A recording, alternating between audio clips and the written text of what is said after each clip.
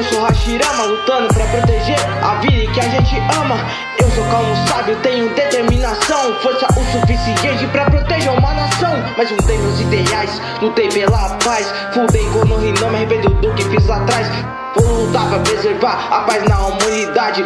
Eu sou Hashirama, quem primeiro Hokage. Eu sou Tobirama, segundo no comando, irmão de Hashirama, desde novo já era bom liderando. Segundo Hokage, luto até que minha vida acabe. Juntos proibidos eu criei como Kage Bunshin e Edo Tensei. Guiei meus ideais e me sacrifiquei pelo meu povo, que as próximas gerações herdem a minha vontade do fogo. Primeiro e segundo pelo povo dei minha vida. Terceiro e quarto exemplos cuja vontade é seguida. Como líder esse é o meu dever e essa aldeia eu tenho que proteger. Primeiro e segundo pelo povo dei minha vida.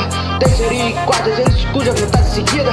Temos que lutar até que nossa vida acabe. Nós somos os Hokages. Sou Hiruzen Sarutobi, ninja conhecido e muito temido até os dias de hoje. Desde cedo já mostrava talento, conheci o primeiro e com o segundo tive meu treinamento. Sei dos lendários Sanins pra defender minha vila, vou até o fim. Eu sou o terceiro Hokage, lembre do nome Hiruzen Sarutobi. Eu sou Minato Namikaze Shinobi de renome. Eu fiz a fama do meu nome, ninja lendário, fiz o meu legado. Inimigos temem o relâmpago amarelo. Hiroshima defender, eu dei mais de 1000 ninjas de uma só vez. Sacrifiquei a minha vida pelo mundo ninja. O pai de Naruto Uzumaki. Eu sou o quarto Hokage. Primeiro e segundo pelo povo dei minha vida.